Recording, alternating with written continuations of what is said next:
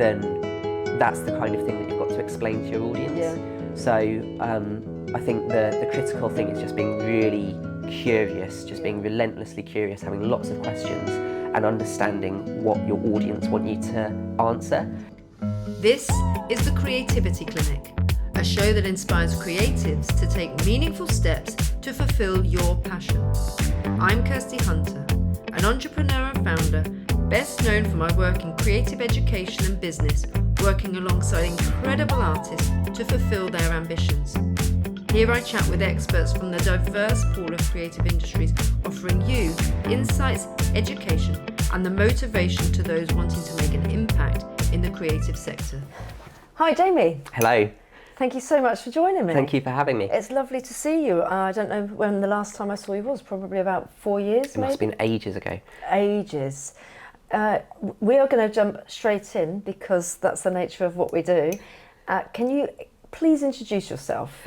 My name is Jamie Moreland. I'm a video journalist with the BBC, and what that means is I get to pitch, research, write, film, edit, present and publish most of my own work, mainly on digital but also across TV and radio. And more specifically, my current role is with special projects, which is, I think, perceived perhaps as being one of the most secretive, mysterious parts of the BBC, wrongly so, because I think we're quite open about what we do, and it's our responsibility to plan and produce major front page coverage for world news events. So whenever we've got a big thing happening, like a death of the Queen, coronation of the King, US election, UK election, I've done Eurovision, I've done things around cost of living, AI, any big event or topic. We do a lot of the front page coverage and managing how that runs. I mean, that's quite huge and broad.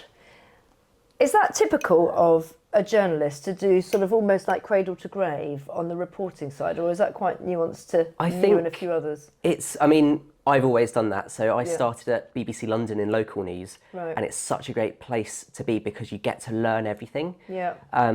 But there, you do have very specific roles in journalism. You have producers and you have reporters and presenters, and I'm very fortunate that I get to do a bit of everything. And that's because I try to push myself and go, no, I want to do this, I want to do that. And sometimes you do sort of have to accept when you're taking on a bit too much and go, right, I think we could do with a bit of help with one of these things. But typically I love having that ownership over your work. I really enjoy that. It's really impressive. And how old are you, 24? 24. 24. And you've been working at the BBC for how long? So I started in 2018 on work experience.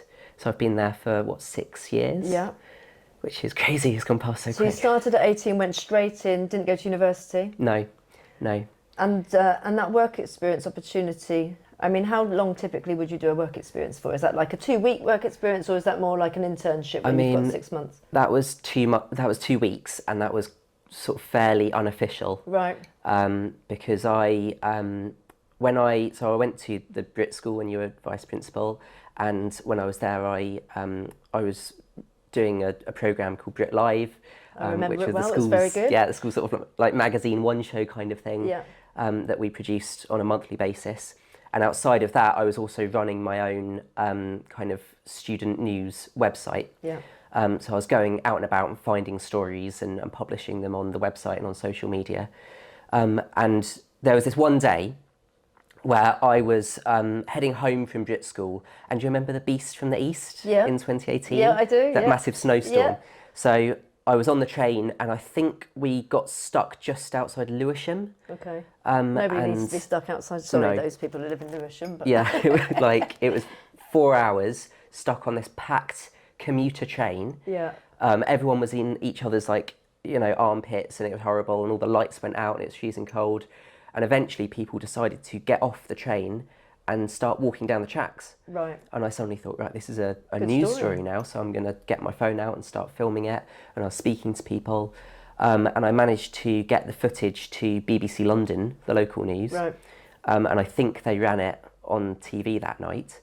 And the editor was really impressed, and to say thank you, invited me into Broadcasting House for a coffee. And I told him all about everything that I was doing. And he said, well, okay, how about you do some work experience?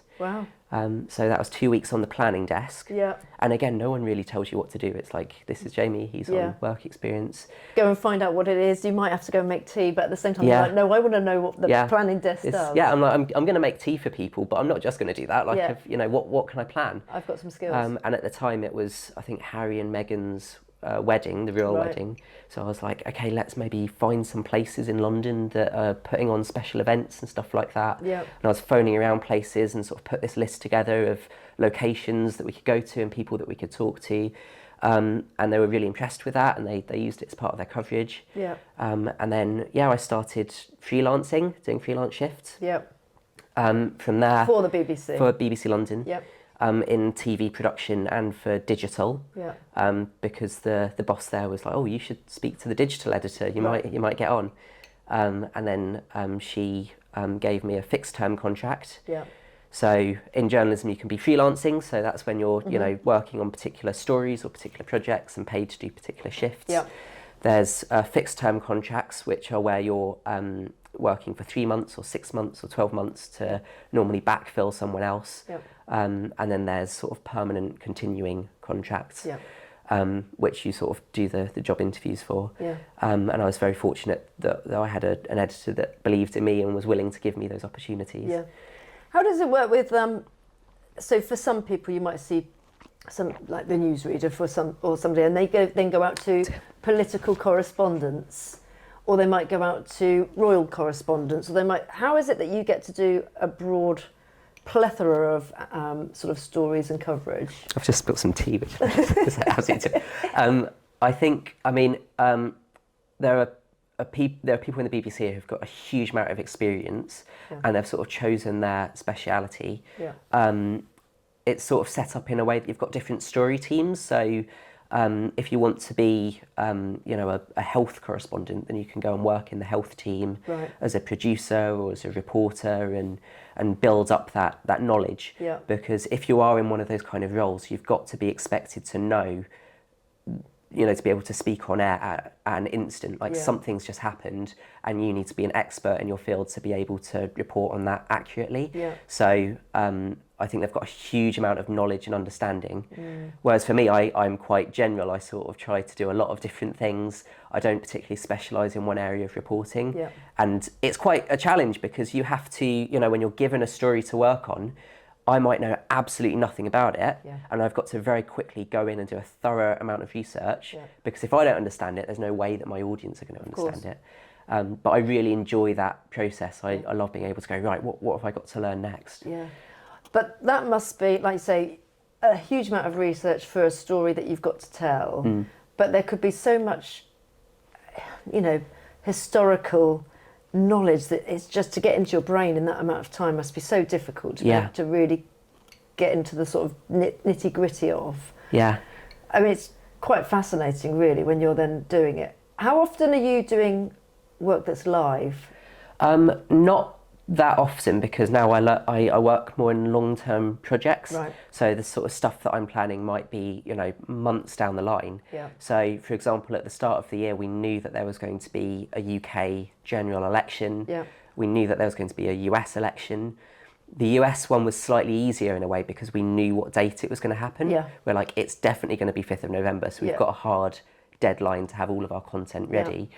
On the other hand, the Prime Minister could call a UK election at any time. Yeah. So I could have to have stuff that's ready to go now, or I might be waiting until literally, next year. Yeah.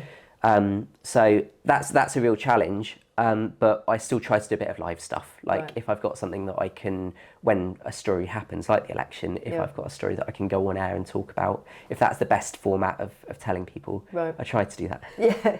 Yeah, I can imagine that it's a bit of like jiggery pokery and juggling. So if, in the instance of the UK general election, if you're already working on a project and that one then suddenly then announce, this is the general election, this is when it's going to happen, does every project then just go on the back burner because obviously there's only one of you? Yeah. Or do they kind of start to farm in freelance journalists to then support and help with Yeah, that? kind of. It's sort of just juggling stuff around. Like, Yeah. I think you just got to handle your priorities and work with your editor to work out what the priority is. Which I think is, we try to sort of plot out like when we think things are going to happen, and that doesn't always go to plan, but it's Yeah. quite nice when it works out. Yeah. But yeah, sometimes you sort of just have to shuffle things around and Yeah. you make it work. So we're going into 2025. How much of your calendar, now you've sort of been around the block a couple of times, so how much of next year's content is pretty much already mapped, and how much comes in that's more on the fly? I think we're looking at, the next thing that I'm sort of looking at is the inauguration. Right. Because we know that there's going to be the inauguration in January, and then there's a few other projects that I'm looking at for next year, but I think we're sort of at the stage, probably sort of find out more in January about what we're thinking about. So you kind of map it a couple of months in advance rather than this is the entire year and that's the schedule, and then whatever else is thrown up in the middle of that we'll take on board. Yeah, exactly. I work less on, because in news there's the stuff that you can't plan, there's the things that just happen. Yeah. That's the breaking news that I love doing, but I'm less involved in that in my current job. Right now my job is more sort of planning for the future, so it's kind of like, right, well this year what are the 4 or 5 biggest things that we know there's going to be a huge amount of audience interest in, that the BBC are expected to get right, because with something like an election you don't realise the amount of resource that goes into it beforehand, because you've got to have all of your kind of guides ready, you've got to have the results service that's delivered, all of your explainers. There's a lot of work that goes into making sure that when that time comes, there's a decent amount of content there for your audience to actually understand what's going on and put all the on-the-day coverage into context. Yeah, I think it's really interesting because when I was watching back the election, actually, the US election, and it's about really now being able to access a lot more media that helps to explain, because it's a different system, a different country, very different to what we do here. So having those little sort of bite-sized chunks of, well, this is what this means when it's going past all of these states and how they've kind of passed the post situation versus what they go and do over there in terms of the numbers. But how many of you, like the team that go out, so you're the person that's doing the reporting, but how many of you will go out to the US in that sort of situation? From my team, I think it was only me. Wow. Which, it was a fantastic experience. That was my first kind of overseas deployment, and I loved it. It was amazing. But there's a lot of people who go out from other teams. Right. So I work very closely with our social media team, because I think vertical video is such an important part of media at the moment. That's how a lot of young people are getting their content. So to work with social to make sure that we're writing really concise scripts and that our graphics and that our presentation is on point. So that was great. The tricky thing with that is that when you're sort of on deployment, you don't stop working. And I got to see a bit of Washington DC and New York, but like you're literally getting up first thing in the morning, you're answering emails, you're going into the office, you're putting your scripts together. People are coming up to you going, right, when are we filming this? And you're like, what do you mean? Like, which of 20 scripts here? What are we talking about? You're going out filming, editing, sending stuff back to London, going to bed, waking up with more editing to do. So it's like you really don't stop. So it was a constant stream. But I wouldn't have it any other way. I think that's the part of the fun. Love the buzz. So in one day, in that sort of scenario, if you've got 20 different scripts, how much of that content would you do in one day? On a good day? On a good day, I think we recorded maybe 4 different videos in a day. I think that's probably the best that we did. There are some days where you're just like, I'm not filming anything today, I'm not answering any emails, I've just got to get my head down and work out this edit. And then there are other days where you've got to sort of spend your time in meetings working out, what the gaps in our coverage are and how we're going to fill them and what else I need to write and film. It really is time pressured, isn't it? In terms of like, you've got to, if you're then still now having to write content as well whilst you're there. But I think you can never underestimate the sort of understanding. Like if I'm having to search what is the Electoral College, what are swing states, that kind of thing. If I'm not understanding that, then that's the kind of thing that you've got to explain to your audience. So I think the critical thing is just being really curious, being relentlessly curious, having lots of questions and understanding what your audience want you to answer. And I guess in some respects, the less you know, Yeah. almost the better, Yeah. because then you're like, well, actually, if I don't understand it, at least you can then search for the Yeah. answers yourself to be able to help explain. And when I'm speaking to some of our top correspondents and presenters and editors, sometimes I'm like, okay, all right, hang on. Can you break that down into some just plain Yeah. English? Like, I think people feel like they have to show off their knowledge, or maybe that's just, they're so used to delivering Yeah. that amount of detail. Whereas when you're making content, particularly for a younger audience online, you're like, hang on, what does that mean? Yeah. Use normal words. Yeah. Yeah, bring it down. Let's make it. I mean, what did they say? I think isn't the Sun newspaper like targeting an 8-year-old readership Yeah. almost? So, and you kind of understand that that's certainly, if people are actually engaged enough to listen and watch the news, then you want everybody to be able to access that. Yeah. So yeah, it's really good. So obviously the BBC is known very much traditionally for its impartiality. How does that work in terms of once you've created a story and you've got it ready to go? How many ways do you check that? How does that get checked before it even goes out on air? Is it just a case of you being able to sign something off and go, right, I'm just double checking, triple checking, quadruple checking, or does it also then have to go through teams of people? Yeah, there's a lot of checking. Yeah. I think you can never not check enough. And whenever you're about to publish a big story, I always get really nervous, and I'm always like, have I done enough checks on this? Is it accurate? Is it impartial? I think it's, you trust your team.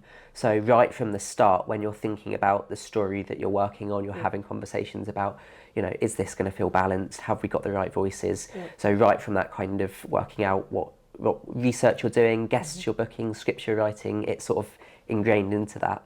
And then once you've produced your video, you then sort of get it subbed. So that's when people are checking your subtitles, and Right. people are sort of saying, right, that comma's in the wrong place, and you're like, I'm going to have to go and change that. As well as sort of, your editor looking at it and sort of going, right, does this feel right? We also have fantastic lawyers in our editorial policy department. So if it's a really tricky, controversial area, then you can go and talk to them. And take advice from them, and that's brilliant. So I think it's about listening to as many different people, and taking advice from a really diverse range of people, and it's also about just being objective. Yeah. I think if you've got an agenda and you're like, right, I've got to, I'm trying to get across this message, then that might not be the right way of doing it. And the way that I try to approach my journalism is just to try and step back, try and look across the board at everyone's views and ask if I'm missing something. Like, there might not necessarily be two sides to the story, there might be 3 or 4 or 5, So I think for me, I find it quite easy because I like to just listen to everyone and sort of, I find it quite easy to be objective about things. Yeah. I think impartiality is just about listening to as many different people. Yeah. And thinking, right, do we have a good representative range of voices in whatever it is that you're working on? Yeah, and I think for that reason, actually alone, on its own, would be enough where a lot of people couldn't go into that world of journalism because they wouldn't be able to be objective, or they wouldn't be able to see things from an opinion point that might be very different from their own. But being able to be open and listen and put yourself in a position where you could at least understand why they might have got to that viewpoint is enough. Of course, not putting that viewpoint across yourself, but just being able to hear that and represent those voices, which is really great. And it's not always the case that there are different sides. Like if you look at climate change, for example, you've got to look at the evidence and you've got to look at the science. And if if someone's saying that yes, climate change is real, for example, is it right to then invite someone on just for the sake of balance to say climate's not real, when actually if you look at the fact, we're journalists, we're about getting to the truth and to the facts. You're looking at the evidence, you're looking at the stats, and you can't have false balance either. Yeah, that's interesting. When it comes to some of the other stories, so those are things that are happening on a day-to-day basis. For some of the other stories that you've got that you're reporting on that maybe aren't so time restricted, how do you find those stories? What are you doing to sort of research and find, or do some of those stories come to you? I mean, a story can come from absolutely anywhere. I think this is the best thing about journalism, is that it's not one answer.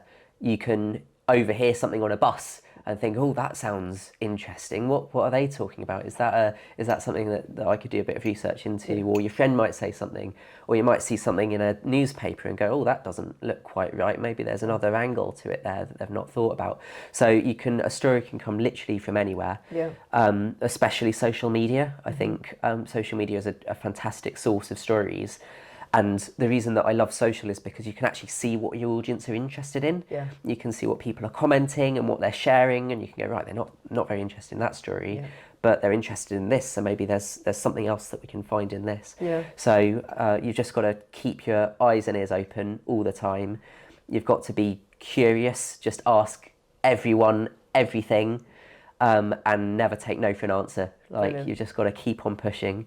Until, if there's an interview that you want, if there's someone that you want to speak to, there's no reason why you can't go and ask those questions. Yeah. Who's the person that has been the trickiest to kind of get hold of, but then you've managed to nail it? You go, I really want to interview this person, but I'm just going to keep bugging them until I get it. I think it was probably Nico Omilana, who is a YouTuber. Right. And he ran to be Mayor of London. Okay. In, I think it was 2021. And I was just fascinated by it. It was also Max Fosh, who's another YouTuber. And I love these sort of social media online stories. And I was just fascinated by why these YouTubers running to be mayor. Is it because they really care about politics and because they want to make a difference? Or is it because this is part of their narrative and part of their YouTube content? Yeah. And I think in the end, the answer was, I think it's a bit of both. Okay. But he was really tricky to get hold of. Max Fosh was very happy to speak, and I'm glad that he did. But I didn't realise that behind these big YouTubers is quite a big team of people. It's not just them. They might look like a sort of prankster online, but actually they've got a huge team of people supporting them, and getting to him was quite difficult. And in the end, I sort of ended up like grabbing him outside City Hall on election night, because I was like, oh, he's there, just put a microphone in his face. So that was quite fun. But the problem is, you've got to be careful not to be sucked into being part of their content, right? Because otherwise they try to build a narrative out of you, right? And I'm not the story here. I'm asking the questions. I'm not part of that narrative. Yeah. If there was a story that you would really love to sort of report on in the future, what sort of stories would you like to sort of steer towards? I mean, I love being out and about. I think, in my opinion, I feel like I spend way too much time sitting behind a desk. Yeah. And I'd much rather be out and about. And I think you find the best stories when you're knocking on doors and picking up the phone. So I don't have one particular route that I want to go down, and that's something that I'm still working out. I'd like to probably go abroad more if I can convince. So I think there's something that we can go and do over here. Yeah, cruise liners. I'm sure that they need some reporting. But yeah, I mean, I think there's one occasion, I think during COVID, or just after COVID, that I wanted to do a story on. There's this road in Lewisham called Corona Road. Right. And I thought, wouldn't it be funny if we did a BBC London piece on how people of Corona Road have been coping during coronavirus? Yeah. And I just spent like a month just on that road, knocking on doors, literally just going, hello, I'm from the BBC. I'm just doing some reporting around COVID. And people were like, oh, that's a quite a good idea. I'll talk to you about that. So I love that sort of thing where, you can knock on doors, pick up the phone, and just and the stories will just come to you. And I think you'll be very surprised at how many people have something to say. Yeah. And even if they don't, like, people are just very happy to be like, oh, there's someone from the BBC here who wants to listen to me and wants to listen to my story, and that can actually just mean quite a lot sometimes. Yeah, I suppose it does carry quite a bit of gravitas around it, which is probably quite nice. If you're just a reporter for a local rag, they might not necessarily be quite so open, but when you're saying, well, I've got the BBC credentials behind me. I don't think that matters. I think either way, it doesn't matter who you're reporting for. It's a privilege to be able to tell people's stories. Yeah. And even if you're a young person, if you're a student journalist trying to get into journalism, I think you'd be surprised if you just pick up the phone or knock on a door and say, hello, I'm a student journalist. Do you have something that you want to talk about? You might get 50 doors slammed in your face, but there might be one where you uncover something amazing. Yeah, that really takes you down that sort of rabbit hole to something that's quite big. Yeah, and you've got to be resilient, because you'll have lots of no's. Whether that's stories, whether that's trying, an interview that you're trying to get, or access that you're trying to get, whether it's a job, I've got a long list of jobs that I've been rejected from, and so has every other journalist. Yeah. You've got to be resilient, you've got to persevere. You can't take no for an answer. I think that's the key. Yeah. When you say can't take no for an answer, traditionally people, whether it's applying for a role or trying to contact somebody via email, like in my head I've gone, well, I'll try 3 times. I might push it to 5. But what are your thoughts on that? Would you just keep going? And just... Well, but you don't want to become a stalker. No, you don't. Yeah, this is journalism, not stalking. But you've got to know where the line is. But you've also got to know how to sort of be a bit persuasive, and what's the reason for talking to me? Yeah. Why would they talk to me? And if it's, for example, if you're sending out emails or messages about getting a job, like I think a lot of journalists, including myself, get messages from people, like from students who are saying, can I get work experience or internships? And that's not something that I have the power to offer. And I'm more than happy to have a chat and offer up any advice or insight. But actually, if you message and perhaps, play off of that curiosity, we're curious people. And if you say, oh, I'm a student journalist and I've got a story that you might be interested in, then now suddenly I'm like, oh, okay, all right, what's You're this? about to be inboxed immediately after this. Because that way rather than asking for something, you're offering something. Yeah. You're saying, I've got an idea, I've got a story that I can bring to the table, to your outlet. And it's because in this industry, you're judged on the quality of your ideas and the quality of your stories. And that might come from your background and your personal experience. And it also might come from your curiosity and wanting to find out things. Yeah. And then it's also about having the skills to be able to deliver that. Yeah. So if you've got an idea, can you write it? Can you film it? Can you edit it? And skills can be learnt. That's stuff that you can learn in school and university. But that creativity and that inspiration is something that you sort of have to find yourself. And I guess also that if you actually don't have those skills immediately, that having a team of other people that can do those things. So you might have the story, but somebody else might be able to do the editing, and somebody else might be able to do the producing in a sort of first-hand experience of sending something in. And being able to do that. And I always say that YouTube has been an absolute saving grace for me in terms of learning how to do certain things. So it's a slow journey sometimes, but you can get there. Yeah, because anyone can be a journalist. You can pick up your phone and you can film, you can write, you can edit on that. You don't need someone to give you permission to ask questions or to learn how to do this stuff. There's no reason why you can't film something and put it on YouTube. Yeah. I mean, it's actually a really inspiring sort of way, isn't it, where you just think, well, actually, even if I'm on a bus, I mean, your brain must never stop. Everybody that you're with, it's like, no, this is not a story, we're just having a nice lunch. It's like, what am I hearing over here? But that must be quite exciting to just suddenly come up with sort of listening to somebody. Would you just interrupt somebody if they were on the bus and you overheard something? Well, if it was interesting, then yeah, maybe. Or it can spark another idea. Yeah. And what I also love doing is, like, when I'm on the train home from work, is just sort of nosying at what people are doing on their phones. Like, are they looking at my video? Why are they not watching my video or reading my article? Yeah. How can I get them to do that? And you sort of look and you're like, okay, well, people are scrolling through Reels or TikTok or something. What is it about that content that's attractive? So you can sort of be curious in lots of different ways, whether that's finding a story or finding how people are consuming the media and how you can better get it to them. Yeah. So you mentioned that you've done all of those different aspects of creating content that then goes out to the wider audience. Is that sort of something that will start to sort of siphon down and become like, so you'll start to really then hone in and focus on one element of that over time? I hope not, because I enjoy doing all of it. Yeah. So yeah, I mean, I love, like I say, I love being out in the field. So I'd much rather spend my time kind of reporting and filming than necessarily sort of being I do quite a lot of editing from archive and that sort of stuff. Yeah. But I think I sort of specialise in digital video. So I do a lot of, so when you go onto the BBC News website or app and you see video there, or on social, I do that sort of stuff. but I like to make sure that I can also write, so I can do articles and live page posts. And if there's a new area of the BBC that crops up, I'm like, oh, that's quite interesting. I want to learn that. Yeah. And it's great because you're constantly learning, and you're learning with your team. Yeah. And one of my favourite things is just watching other people edit, because I'm like, oh, I didn't think of doing that. You can do it that way. And, Yeah. so yeah, that's one of the best things. So you're like, I like to do everything. I keep doing everything. Yeah. Yeah. What does a typical day look like? And I know that you're probably going to say there's no typical day, but for somebody that would want to go into journalism, it's having an awareness that, you know, if you're in the US, for example, when you've said it's literally back to back, 100%, you get time to sleep and then you're on it again. Yeah. But say you're in the UK and it's a more traditional like week. Yeah.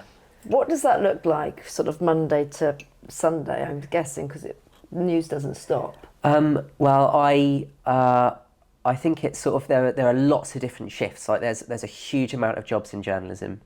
On a typical digital video shift, for example, you might come in and you might sort of be told by your editor, right, we think that the major stories today are this, this and this. So what video can we get out of that? So you might be clipping stuff up. You might be putting subtitles on it and putting text on it, versioning it into horizontal and vertical and what other versions we need, and publishing. So it could be one of those sort of roles. If you're, for example, working on a live page, those are kind of like the live blogs that we have going, then it's a lot of like, right, we've got to like look at what the agencies are saying, pick up the phone and talk to people on the ground and get information that we can type up into these posts. In my job, I'm not necessarily on a shift, because I'm working on these long-term projects, which means that you sort of have to manage your own time, Right.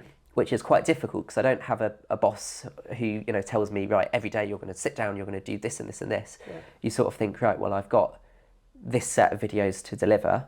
How can I best use my time to do that? Yeah. And that might mean that I might spend one day just doing research. I might spend an entire day just going, right, I really want to understand this. I'm just going to go to the library and pick up a book and read that. I'm going to go on to, Wikipedia or whatever, just till I really understand this. Yeah. And, you can pick up the phone and you can speak to different experts. Luckily, we've got a lot of experts at the BBC who you can just go down to the corridor and grab a tea and say, you know what, can you just tell me more about this? Because I'm really struggling to understand it. Yeah. So I have days like that. And then I also have days where I might just be editing something, where I'm scripting something.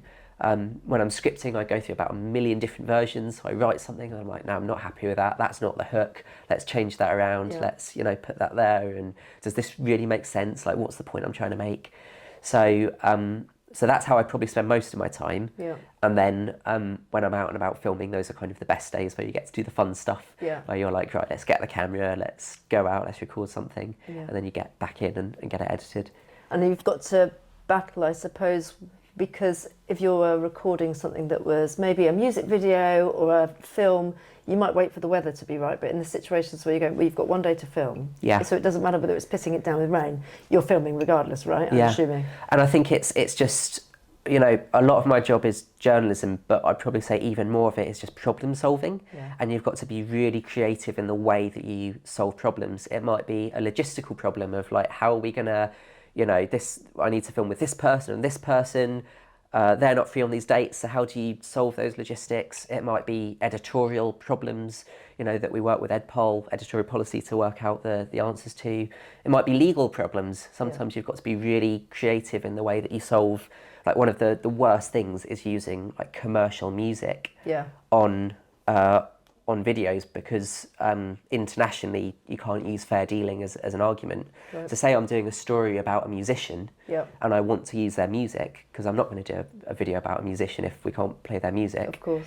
And all of a sudden you've got lots of copyright issues and you're having to negotiate with their record label about the copyright. And I can publish something on the website, and once it's up there, I'm not allowed to take it down. It's Right. there in perpetuity, and if someone's not happy with it, then Is that the case for all articles, that they're there for in perpetuity? yeah. Wow. So we don't remove content unless there is a major problem with it, Right. unless there's a big mistake, in which case we can correct and clarify. But generally speaking, once it's up, it's Yeah. up. So in that situation with copyright, you're sort of saying to the label, right, we need the clearance to use this forever. They're going, well, we're not giving you that. Yeah. So then you've got to work out, you've got to solve that legal problem Yeah. using creativity. You've got to go, well, maybe we do a version with music that we put up, and you give us the rights for 2 years. Yeah. And then after 2 years, if you forget about it, then that's fine, we'll just keep it there. And if you do have a problem, then we'll just replace it with a version that doesn't have music. Right. Which would be awful because it would just be really boring. Yeah. But by that point, everyone that's wanted to watch it would have already watched it. Right. So you're solving those problems. And then the other thing is like, on the day when you're filming, if the weather suddenly turns, you've got to work out, right, what's our plan B? Yeah. So, or if there's just Joe Public that are walking behind and trying to interrupt the flow of what you're trying to do, I guess. Yeah. Like we had, when I was filming one video with Anthony Zurcher, our North America correspondent in the US, and the weather throughout my time there in Washington was beautiful, and on this one day that I was filming outside by the Capitol with him, it was just the windiest day, and I was there with my headphones. I'm like, I can't hear anything, so I made him do like 1,000,000 takes. Brilliant. Just to make sure that we had one that was clean of wind, and then in the edit you sort of have to like piece it all together. Yeah, I mean, it's just a nightmare. How do you, I mean, because quite clearly you've got some really strict deadlines and time frames for doing things. So there must be no margin for late. No, not particularly. I think when I go home at the end of every day, I think, am I happy that I'm at a point where this production is where it needs to be? Yeah. Like if my deadline's there, if I know that the US election is happening on that date and that we want to publish these videos by this particular date, what have I got to a point where my scripts are signed off, where I've got filming set up, what are the things that I'm missing, and have I got backup plans if something were to go wrong? So it's difficult, but you've sort of just got to manage your own time. Yeah. And sometimes that means that you put a lot of pressure on yourself, and you're sort of like, this is a lot to deal with on your own, and you sort of, my partner's there, like, you need to like stop working in the evenings. And then there are other times where you're like, oh, okay, I think I'm a bit further ahead than I thought I'd be with this now, so I can sort of maybe relax. Do you have a Gantt chart with everything about like when everything's scheduled to go in, or are you kind of just, you've got it, exactly what sort of time scale? It depends on the project. We do have a bit of that, but I sort of, because it's just me, I'm not necessarily doing it with a team if I'm just working on one particular video. So normally I'm sort of just doing it in my head. I know what I need to do and by which point I need to get it done. Yeah. Yeah, I mean, I think I didn't really appreciate that until sort of talking to you, and you think, actually, you are really, if something's going out by that deadline and you might have only been given a few days to do something. Yeah. Sometimes things can go wrong, whether it be a technical hitch or, if you imagine doing all of that filming. I'm just thinking of maybe some experiences that I've had myself where you've recorded something and the sound isn't great or audible at all.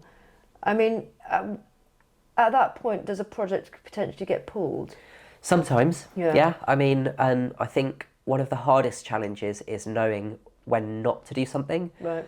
I think as storytellers, we want there to be a story there. We want our work to be published, but sometimes you've got to accept when it's like, right, this isn't working, and if you do something and it becomes out of date or it doesn't necessarily fit the right tone, then stuff does get pulled. And I think we try to avoid that as much as possible because it's a bit of a waste of time. But it's also part of the experimentation. Yeah. And part of my job is innovating and finding new ways of coming up with formats and styles and things that are going to engage young people. And you don't always succeed with those. Yeah. Things do flop and you just have to learn from them. And I think failure is a really important part of what we do. Everything that goes on air is expected to be the highest standard. And I think very rarely mistakes slip through because we work as a team to make sure they don't. But behind the scenes, you do try stuff that doesn't work. And that can be really disappointing. But you just have to learn from that. Yeah. And I think learning from mistakes, if you're making the same mistakes over and over again, then maybe you're doing something wrong. But if you're making mistakes and learning from them and doing something differently the next time, then that's progress and that's constructive. How does it work with, like you were speaking before about doing a story maybe on AI, and then you're obviously writing your own scripts and stuff. How much do you bring in AI, and how is it useful to you when you're doing your sort of writing your stories? And I mean, at the moment, we don't use AI much. Okay. Because we're not allowed. Okay. I think it's one of those things that could change in the future. Yeah. I think it's about setting really clear guidance around how AI can and can't be used. Yeah. Something that we can never do, for example, is use AI to generate content. Like, I could never make an AI picture or video, Right. or words, because that wouldn't be true. Yeah. That would sort of defeat the whole point of what we do. So I think it's about identifying the areas that we can use AI. Yeah. But I find reporting on AI absolutely fascinating. And I did a story on using AI in dating. Okay. So people who are like using it to generate images of themselves and bios and respond to messages. Yeah. And that was a lot of fun. That was Yeah. great doing that. Yeah, actually, that's quite interesting, isn't it? I think you're I don't know what to say. I'm going to get your AI to help me. And there was then all one of a sudden- woman. Yeah. and I mean, she- is that even true? You think, well, it's not really coming from you that you've come up with this amazing response to me. And this is what I was asking, and they were sort of saying, well, so many of the responses that you get are so boring. I'd much rather that someone actually uses AI to come up with something different and funny, and at least they're putting an effort to do that. Yeah. I mean, I guess. Yeah, it's actually really interesting. You're kind of like then hooked in, but you're not like the person that I met online. Yeah, exactly. Yeah. Yeah. Weird. How does it work with the algorithms? So you obviously make the content, particularly for some social media scenarios, and I experienced this myself. It's about really trying to nuance timings and different timings on different social media outlets. So on LinkedIn, for example, it might be Monday morning, really early, people are on the tube or on the train and they're reading certain content. That seems to do quite well. Afternoons, dead. Yeah. Nothing. And if it doesn't get that traction immediately, it's dead in the water. Yeah. And I think, well, should I put it down and then put it up again at another time? Maybe. And then you've got something like Instagram or TikTok. And it's just sometimes rhyme or reason. I don't know. So are you using that a lot where you think, I know what my scheduling should be for certain audiences at certain times? I think so. I mean, I'm not part of the sort of social team, so Yeah. they do more of that kind of stuff. But there's definitely, it's just about, I think, using the data and just looking at the data. And it's also, when you're working out what your audience wants to know, it's about using that information that's available to you. So using the comments, using search insights to work out, right, what are the questions that need answering, what are the stories that they want to be told. And then I guess, finding the right timing to publish those. Yeah. But if the content's there, then I think particularly on the website, as long as it's there and it's well promoted, then people they're gonna want to see it. They can come back to it. What does Jamie Moreland in 5-10 years' time look like? Where are you going to be? I've got no idea. I mean, I love my job. Yeah. I think the BBC is an incredible organisation, and it's given me a huge amount of creative freedom and ability to tell stories, and I think it really is the greatest privilege. So I don't know. I hope that I'm still doing what I'm doing, sort of a bit of everything. Yeah. I'd like to, as long as I'm still talking to people and telling stories, then I'd be very happy. Be really happy. Yeah, I think it's a really interesting career, and like you say, you can then at least have something that's different quite frequently. You're not going to be stuck at something. Yes, you're going to be behind a computer at some points. Yeah. But actually, that ability to go and talk to people and just be curious, like you say, it's really that's the most really important nice. thing. For those people that you mentioned that you created a story and you sent it into BBC London, is that? I mean, that's not going to be typical, I can't imagine.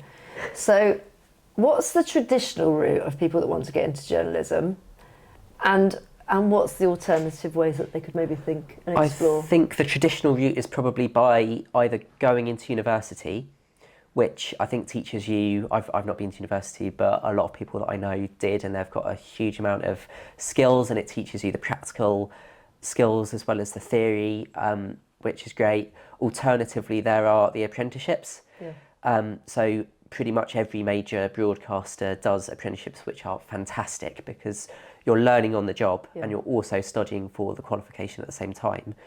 The only thing is, it is a very difficult application process. And when I went for a lot of apprenticeships and I got rejected from everything.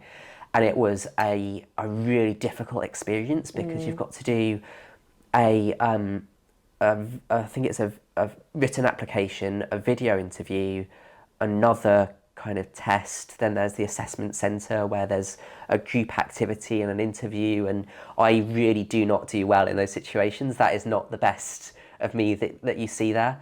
So I really struggle, and I don't necessarily think it's the best way of recruiting people. Right. I don't know if there's another option because there's huge amounts of people who are applying. So maybe it's the best way when you're dealing with such a vast amount of applicants. But going through that experience was really, really tough. And to be rejected is quite heartbreaking when you're that set on doing it. So what I would say is absolutely go for the apprenticeships, because if you get them, they are brilliant and they teach you so much. And I know lots of people that have loved doing them.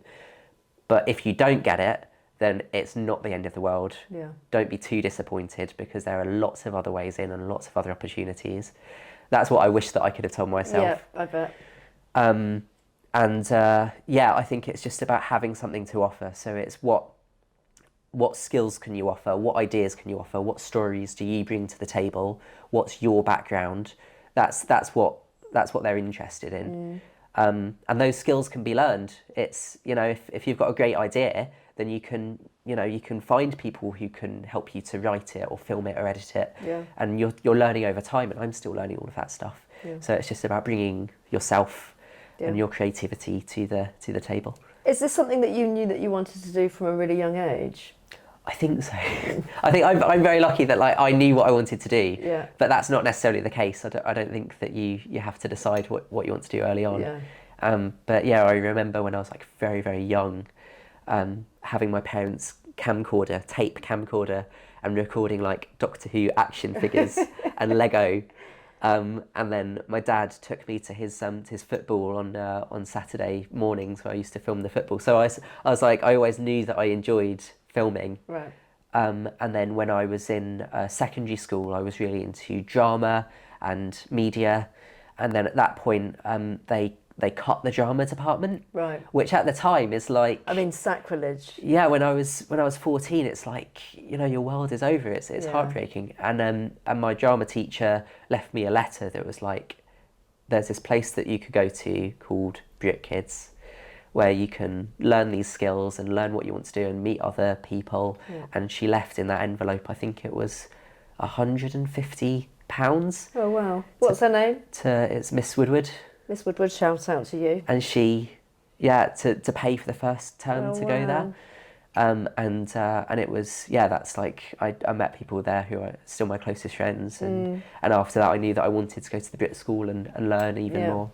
So I was very fortunate that I sort of knew what I enjoyed and that I had a space to do it. She obviously saw something in you at that point, because that's quite an amazing gift, isn't it? It's actually it's not necessarily the cash or the recommendation, it's actually the belief in you to think that, no, I see something really quite special, so I'm so believing in that I'm going to make that happen for you. That's quite amazing. I feel quite emotional. I feel quite emotional talking about it. So it's just amazing. Not many people would do that, so that's fantastic. And look where you've got to. It's just a simple act of kindness that makes you go in the right direction.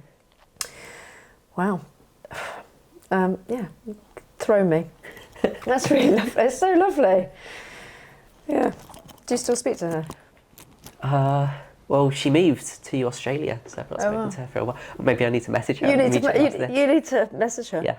So, moving on from the emotional moment, can you tell us about how you get paid? So, you're contracted with them, so it doesn't matter how many stories you do.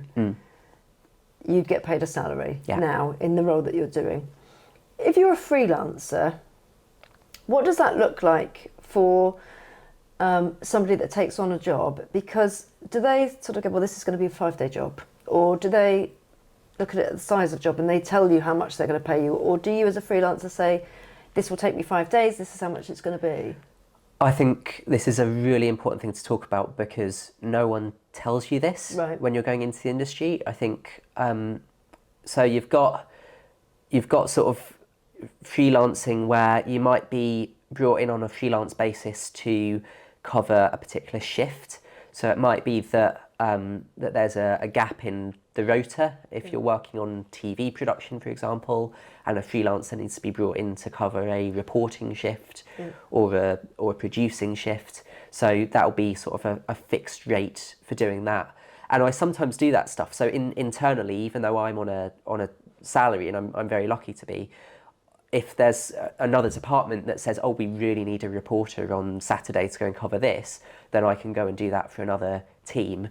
And I'm effectively freelancing for them internally. So that's one way of doing it. But you might also be brought in over a set amount of time to work on a project. So say we've got a big project coming up around AI or something, then we might say, right, we need someone extra to come in and be in the team, and we'll pay, I don't quite know how it works, but it's probably a fixed rate to cover a set amount of weeks. Then there's fixed term contracts. So fixed term contracts are typically like 3, 6, 12 months, and they might be to cover behind someone else. So it might be someone who's gone on maternity leave, or it might be someone who's gone off on another fixed term contract to another part of the organisation. So it can be to backfill them, or it can be if a new team is getting set up, how they're sort of testing people out to see who fits well in this team. So it's a really good opportunity to get in. And if there's a fixed term contract going at the BBC that, you know, you can try that for 3 months, and if they like you, then maybe, as it did for me, it might turn into something more permanent. Or alternatively, you can sort of dip your toe in the water with other teams. You can be like, oh, I like the sound of this job, I can go and give that a go for 6 months. So it creates a lot of opportunities to move around and to learn. And then there's continuing permanent contracts, which are the sort of staff contracts where you're set to work hours, and you're paid a salary, which I'm very lucky to have. And it can be very, very confusing to navigate. Like when I first joined the BBC, I was like, so how do I get a job here? What does a job here mean? What are these different contracts? Yeah, and so if you've got your contract, you've got a 9 to 5. Yeah. But of course, it's not always going to be 9 to 5. It might be 10 till 10.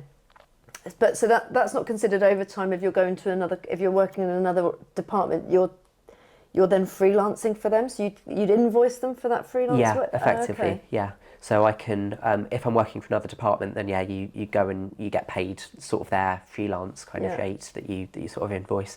But then if I'm working overtime, say it's a really, really busy period that happens quite a lot, and I might be working well into the evening, what I normally do is just count up my hours and try to, it's difficult, but you try and stay on top of how many hours you work.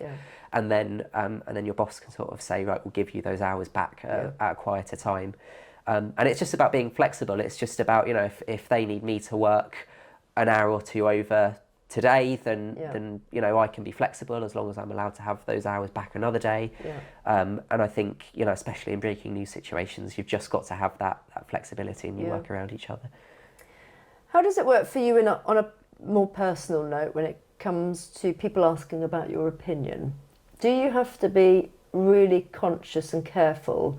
I mean, you'd think maybe your family and your partner and the closest friends, maybe you don't have to worry about, and you can really say your own opinion. But do you have to be really mindful about what your opinions are? I mean, broad sense. Yeah, but I don't find it that difficult. I quite enjoy being impartial. I quite enjoy being objective and just going, you know what, I don't want to get involved in this conversation. I just want to listen to everyone. So it's quite an easy way to say, I'm not involved. Because I think that's just, it's not necessarily only my job. I think it's just who I am, that I just enjoy listening, and I don't like to make up my mind quickly on things. And particularly if I don't feel like I have all of the facts, if I don't understand something well enough, then I'm not going to have an opinion on it. I'm still percolating here about what this might mean for me before I give my own opinion. I suppose it's really interesting, isn't it? Because there'll be some things at some point where an opinion is probably really needed. But it's like, well, when it comes to what colour I'm going to paint my walls, I'll give no opinion. But otherwise, I'm going to sit firmly on that fence. But there are times where you do have to be decisive, and it can be difficult if you're in a meeting with lots of people and they're all talking about one thing and you disagree, and you might think, actually, this isn't the best way of telling this story, or actually we're missing something. Yeah. And I think disagreeing and having different opinions isn't a bad thing. Yeah. You know, that ability to have really rigorous conversations with other reporters and with your editor is really good and is really healthy, as long as you do it in a professional, respectful way. And you can say, actually, I think you're wrong, I don't think we should be doing it like that. I really enjoy that, and I like being challenged. I like it when, you know, if I give someone my work and they go, yeah, that's good, I'm like, okay, is that it? Like, you know, what do you like, what do you not like, what can we improve? So I think being able to take feedback, and you know, and I think we all, particularly across the creative industry, our work is quite personal to us. Yeah. If you're writing a piece of music or working on artwork, and in journalism, if you're doing a story, it can mean quite a lot to you, and you feel quite connected to it. So when someone comes in and starts criticising, it can be quite difficult. But I think it's important just to not take that personally. And to trust the people around you. And luckily at the BBC there are very experienced people who are, you know, very good at making stories better. Hello. Hi. Rafi has joined us, the cat. And you've got to trust them to give you quality feedback. And sometimes you don't always have to take people's advice. Yeah. Sometimes, you know, people do give you bad advice. Like there was one, I remember some of the worst advice that I think I've ever been given was not from the BBC, it was somewhere else, but someone said, you've in this industry, you've got to be a shrimp or a shark. You've either got to eat or be eaten. And I'm just like, what? I don't want to be a shark, and I don't want to be a shit. Like, that's not, you know. So I think you don't have to take everyone's advice, but it's important to trust the people around you and to listen to them. And if they've got feedback, then to be professional about it and to have those conversations. Yeah. And actually sometimes even seeking out, like you've done, sometimes I want people to tell me, because otherwise if you just get people going, it's brilliant, Yeah, you're not going to learn, you're not going to progress. I want to know why is it shit? One of my friends said to me, can I give you some feedback? I was like, yes, please. She's like, the audio is sometimes really quiet. I was like, oh, is it? That's really interesting. How do I fix that? So please do tell me if other people think the audio is quiet. I want to know whether it's me or something else. But you don't know that yourself when you're kind of listening back to things. And when people surprise you and you think, oh, I didn't think about it that way. Yeah. That's you receiving feedback, but let's not skirt around the fact that you're 24, you've been in there since you were 18. How do other people take your feedback? Hopefully quite well. Yeah. I think I think it's a great place because you've got people there who have so much experience and knowledge about the stories that they're working on and the subject matter. And also the storytelling, but also there's a lot of young people who have those expertise in social media and in creating an impact online. So one of my favourite things is working with our sort of correspondents and our presenters and people who, you know, when I'm around them, I just learn so much about they've got this wealth of knowledge, but you also feel like it goes two ways. At the same time, they normally do TV, and I'm hopefully showing them how to make digital content and how to do stuff that's going to appeal on social media. So I think it's a healthy environment where you're constantly learning from each other, no matter sort of what you're... people are like my generation, desperately trying to go, please help us, how do we make this work? No, I think it's always that sort of trade-off, isn't it? There's mutual benefits for both sides, and also in a very industry that's very used to having lots of opinions be heard. Are there many other people that are about your age, though? I think so. I mean, I think our social media team is quite young. Yeah. I think typically, there's quite a diverse range of ages. I sort of get on with everyone. Yeah. I think sometimes I get on with like people who are older than me better than people my own age. Yeah. Well, I think that sometimes when you're a bit of a go-getter, that sometimes can be the case, can't it? And certainly putting yourself out there. It's been quite an incredible journey that you've been on. And You know, we spoke about you being not going to university, and I do think that there are a number of people, particularly, that have just gone straight into, do you know, I'm just going to do it. I'm just going to actually go and practice my craft about what I want to do, and that might take 4 years to get there. But actually, if you were 4 years at university, you'd just be starting out. So in a way, you're ahead of the game. Yeah, I mean, I was incredibly fortunate to go to the Brit School, and when I was thinking about going into university, I was thinking, what am I going to learn from university that I haven't already got from the Brit School? Yeah. But equally, that depends on you. And there's a lot of people that left Brit, you know, who had an amazing time like me and learnt a lot from it, and other people who left going, well, actually, I didn't feel like I got a lot out of it. Yeah. And my thought on that is that, well, you get out what you put in, Yeah. and if you use the resources and the equipment and all of that, then you're going to learn. Yeah. Whereas if you don't put in so much effort, then Yeah. maybe you're not going to get as much out of it. But I felt like I'd got out of it what I wanted, and that I didn't necessarily need university. Whereas now, because I'm around a lot of people who have been to university, I'm thinking, oh, maybe should I have gone? Should I have got those qualifications? Am I missing something? Have I not got something that other people have? So Yeah. I don't think there's a right answer. Yeah, and maybe it might be something that you revisit in years to come. But yeah, I think that the playground that was presented at the Brit School did allow people to literally refine their craft. Yeah.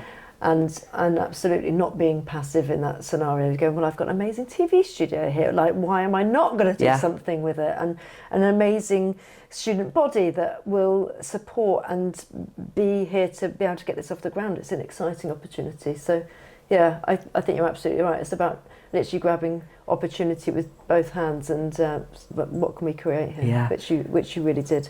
Which is why you are where you are right now.